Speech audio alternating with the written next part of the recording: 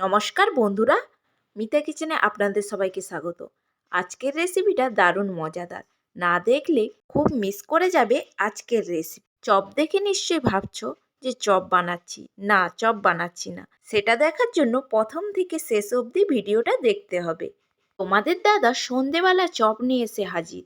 আসার পর বলছি মুড়ি খেতে আর ভালো লাগছে না, একেবারে ভাত খাবো।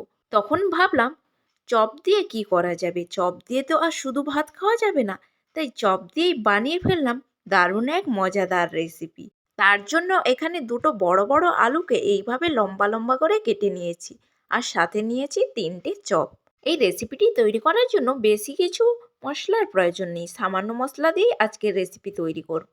চটজলদি রান্নার জন্য আমি এখানে নিয়েছি দুটো বড় সাইজের পেঁয়াজ কুচি, আর নিয়েছি 1 চামচ জিরে, 2 টুকরো আদা আর 5টা শুকনো লঙ্কা।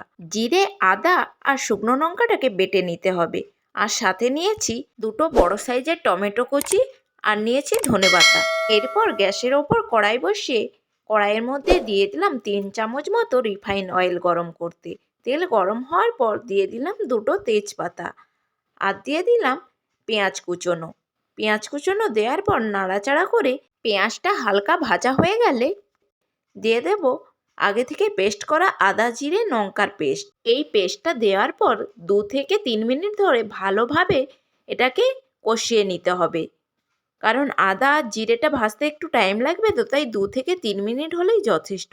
একটু ভালোভাবে কষিয়ে নিতে হবে। কষানো হয়ে গেলে দিয়ে দেব কুচনো টমেটো, আর দিয়ে দিচ্ছি 1/2 চামচ হলুদ আর স্বাদ মতো লবণ দিয়ে ভালো করে টমেটোর সাথে কষিয়ে নিতে হবে।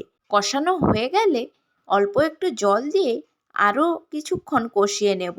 এইভাবে তেল ছেড়ে এলে এর মধ্যে দিয়ে দেব আগে থেকে কুচনো আলু দেওয়ার পর মশলার সাথে ভালোভাবে মিক্সড করে আরও 2 মিনিট কষিয়ে নিতে হবে। কষানো হয়ে গেলে 1 গ্লাস মতো জল দিয়ে ঢাকনা চাপা দিয়ে সেদ্ধ হতে রেখে দেব।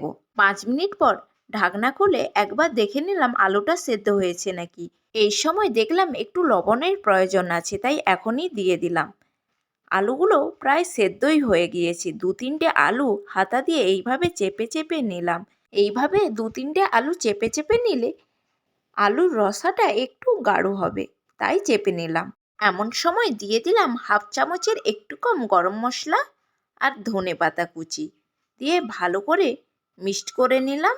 এমন সময় রসাটা একটু বেশিই রেখে গ্যাসের ফ্লেম অফ করে দিতে হবে, কারণ চপগুলো দেওয়ার পর অনেকটাই রসা টেনে নেবে, তাই চপগুলো দেওয়ার আগে রসাটা একটু বেশি রাখবেন।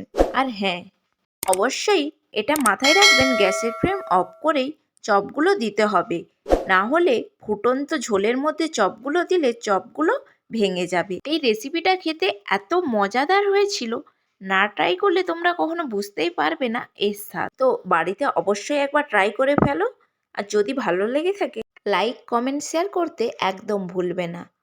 ভিডিওটি পুরোটা দেখার জন্য ধন্যবাদ রইল।